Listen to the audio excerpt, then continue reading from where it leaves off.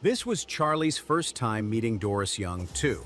He had to admit, she was gorgeous. In her late 20s, she had a gorgeous figure, alluring beauty, and a noble, capable demeanor. As Charlie sat at her desk, he said, "I won't be coming to M. Grand often in the future. I want you to take charge of the big picture here, and don't reveal my identity to anyone." Doris could tell that the young man before her came from an extraordinary background. To his family, a company like M. Grand was mere pocket change. It made sense that he wouldn't want to manage it personally. She hurried to assure him, "Of course, Mr. Wade. If you ever need anything, just let me know." Just then, a female secretary knocked and entered. "Miss Doris, a man named Gerald White is here with his fiancée to see you." "I'm with an important guest. Have them wait," Doris instructed. Charlie asked, "Do you know this Gerald?" "His family is one of our business partners," Doris explained. "They rely heavily on us. They've visited several times, always saying they want to strengthen ties." Eyes cold, Charlie declared, "From now on, M. Grand will have zero dealings with the White family. Suspend all current and upcoming collaborations. If they earn even a cent from us, you'll be packing your bags, Vice Chairman." Doris paled, realizing instantly that the Whites must have offended the young master somehow. She nodded vigorously. "Don't worry, Mr. Wade. I'll give the order right away to cut ties with them completely." "Good. Tell them M. Grand doesn't work with low-quality trash. Then have security throw them out." Outside, Gerald and Wendy waited, eager to cozy up to Doris and make the White family a strategic partner of the powerful M. Grand group. To their shock, Doris's secretary arrived with several security guards in tow. "Will Miss Doris have time to see us?" Gerald asked hopefully. The secretary gave him an icy look. "I'm afraid not. Deputy Doris says M. Grand will not be cooperating with low-quality trash. Effective immediately, we're canceling all joint projects with your family." "What did you say?" Gerald was stunned. Why did that sound so familiar? Then it hit him. Charlie had said the exact same thing to him in the parking lot. What did Doris mean by this? Why would M. Grand suddenly cut ties with the White family? Gerald's brain couldn't process it. Terminate all cooperation just like that? Over half the White family's profits came through M. Grand. Losing that partnership would slash their strength in half overnight.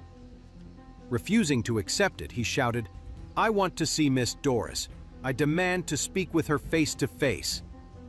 The secretary replied coldly, "I'm sorry, but Vice Chairman Young will not be seeing you.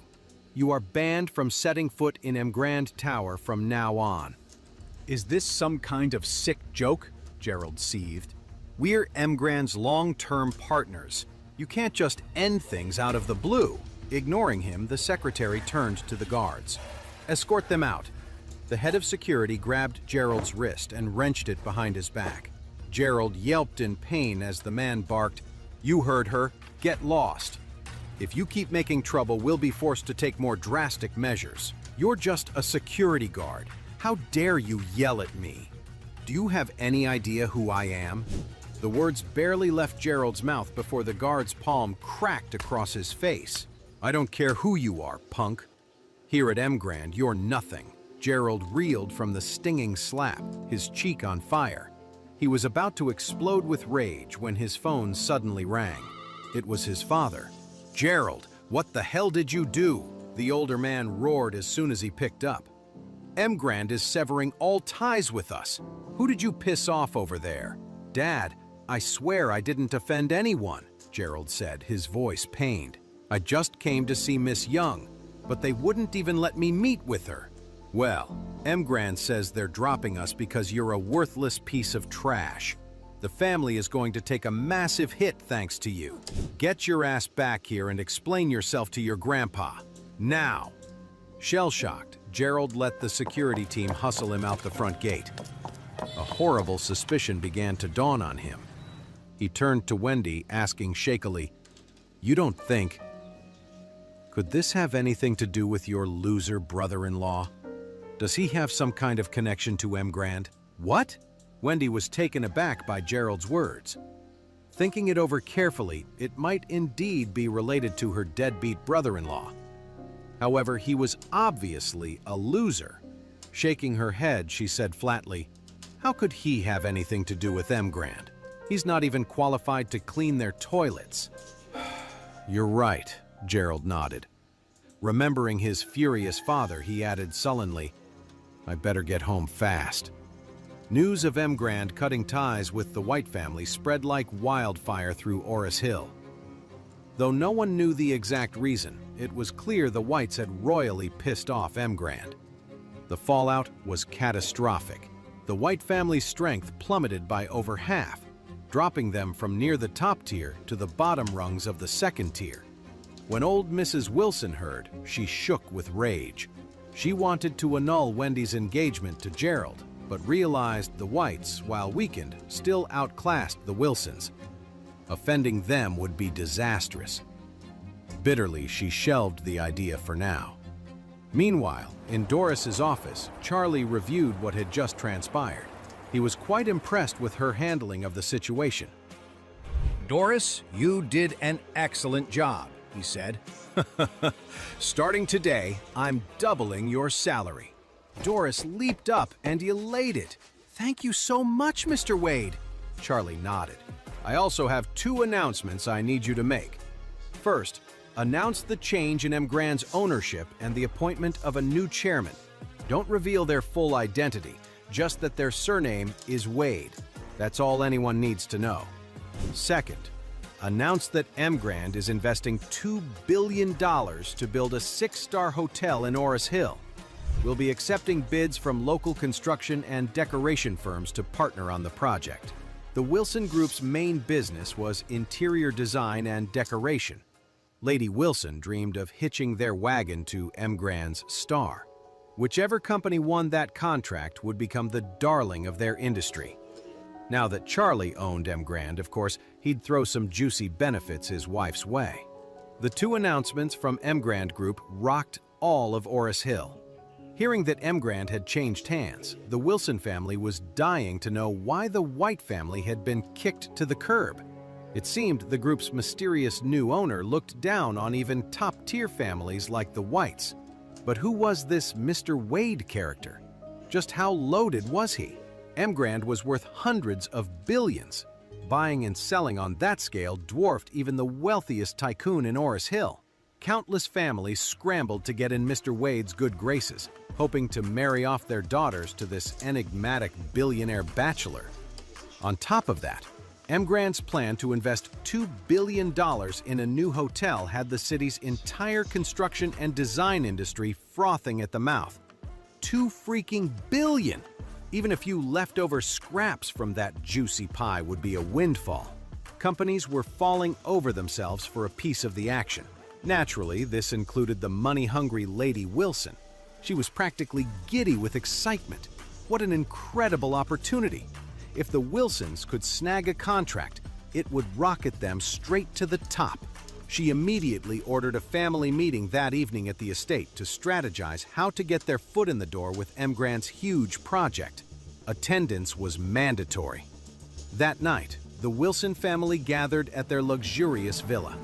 Since Lady Wilson demanded everyone's presence, Charlie tagged along. He knew the scheming matriarch was angling for a slice of M. Grand's huge deal. He figured this was the perfect chance to give his wife Claire a nice status boost. The second he walked in with Claire, her douchey cousin Harold sneered. "Well, well, Charlie, you sure got some brass balls showing your face in front of Grandma again." Claire shot him an icy glare. "Can it, Harold? Grandma said the whole Wilson family had to be here tonight." In case you forgot, Charlie is my husband. That makes him part of this family, like it or not. Only half the family. Harold scoffed. "Let's be real, cuz. He's just a freeloading live-in son-in-law." Charlie turned to Claire, touching his nose. "Never mind him, honey. Don't waste your time. Let's head in before we keep Grandma waiting." Claire nodded, not giving Harold another glance as she walked inside with Charlie. Harold's face darkened watching them go. They'd see soon enough. In the conference hall, Charlie and Claire found seats in the corner. Mrs. Wilson soon took her place at the head of the table, banging it for attention. For years, the Wilson family has been waiting for a golden opportunity, she declared with gusto. One that could make us the wealthiest clan in Oris Hill. At last, that chance has arrived, she continued forcefully. M. Grand Group just announced a $2 billion project. Whichever company lands a partnership contract stands to profit hugely. Plus, this is M. Grand's first major deal since the ownership change. It's a perfect opening for the Wilsons. If we can collaborate with M. Grand and impress their mysterious new chairman, the sky's the limit for our family's future. Despite Lady Wilson's energy, the room seemed underwhelmed. Truth was, the Wilsons had been angling to work with M. Grand forever, and for just as long, M. Grand had snubbed them completely. What were the odds they'd get a piece of this huge new project now? Met with stony silence, Mrs. Wilson snapped, "What? Cat got your tongues? Don't tell me you're not confident we can score even a tiny slice of a $2 billion pie." Everyone exchanged nervous glances, no one daring to speak. Her anger rising, the iron-willed matriarch declared through gritted teeth, "All right, I'll lay it on the line.